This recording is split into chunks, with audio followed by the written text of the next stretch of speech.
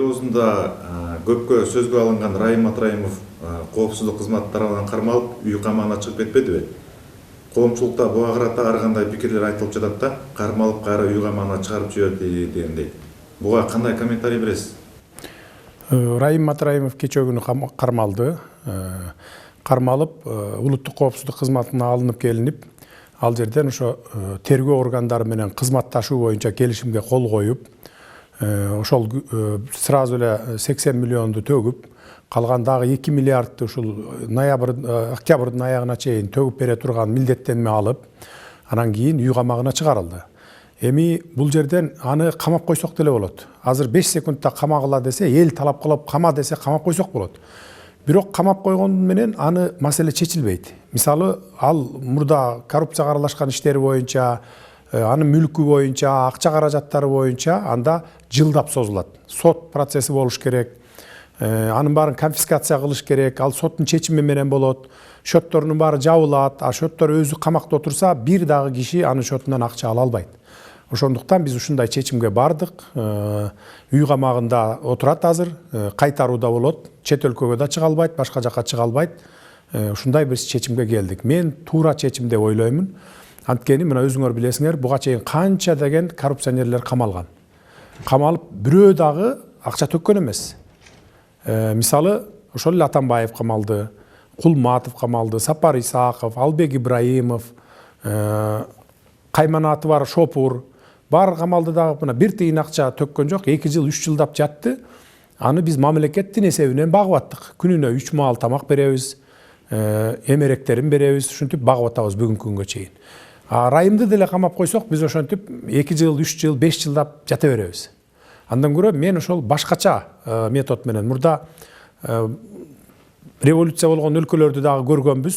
Алар дагы ушундай экономикалык амнистия берип, убакыт берип, алган уурдаган акчаларыңды төгүп бергин деген ушундай келишимдерге барган. Мен ошондой келишимдерге бардык да.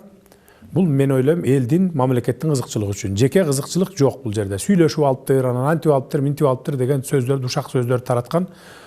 Бул ошол жанакы бизди эптеп каралап, ушундай кыла турган адамдар. Эми бул 3 күндүн ичиндеги жыйынтык мына, 3 эле күндүн ичиндеги. Эми алдыда тергөө бар да. Тергөө бар, изилдешет, карайт дегендей. Анан кийин дагы жыйынтыкты чыгарабыз да дагы алдыда. Азырынча ушундай чечим бизде. Бишкектин шаар башчылыгына Нариман Төлеев келип, азыр мэрдин милдетин аткаруучу болуп иштеп жатпайбы? Анан коомчулукта ушул Төлеевди дагы сиз алып келип отургуздуу деген пикир айтылып жатат да. Буга пикириңиз?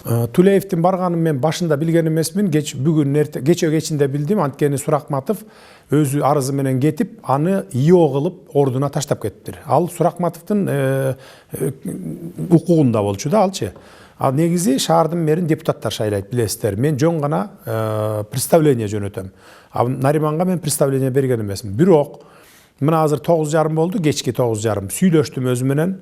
Элдин баары ызы чуу болуп, ушундай каршы чыгып аткандан кийин сиз кетип туруңуз деп. Эртең кетет, эртең менен кете турган болду. Манас Элералык аэропортуна Бакыт Сыдыков келбедиби? Бул киши бул кызматта мурда да иштеп кеткен. Атасы дагы жалпы республикага таанымал Үсөн Сыдыковдун уулу болот да.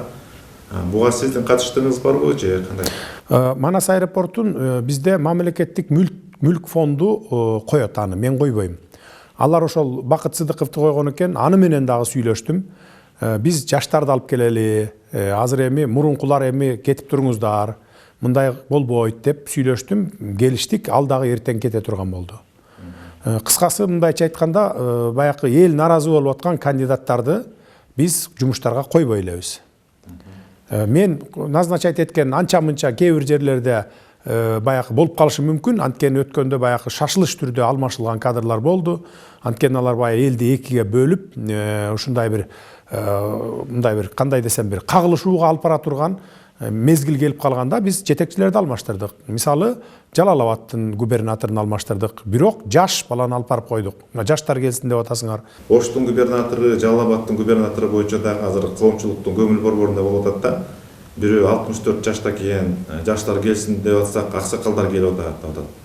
Экинчиси болсо Жалал Абадтын губернатору боюнча сиздин жакын саналашыңыз Камчыбек Ташиевдин өтө жакын адамы экен деп айтылып атат.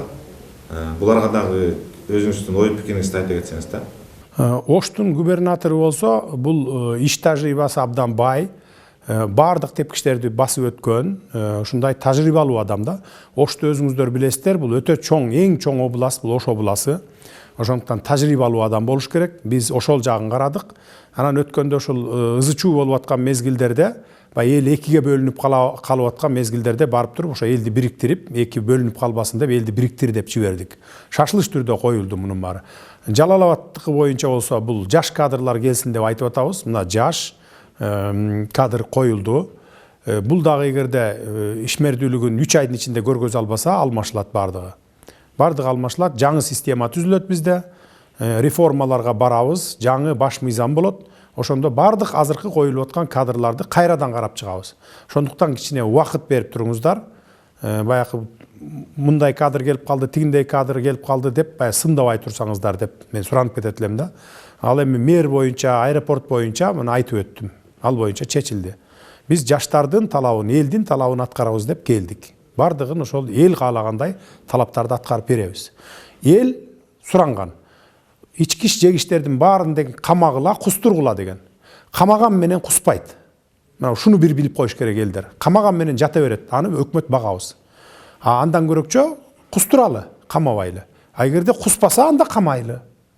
Мына ушундай метод менен кетели да биз.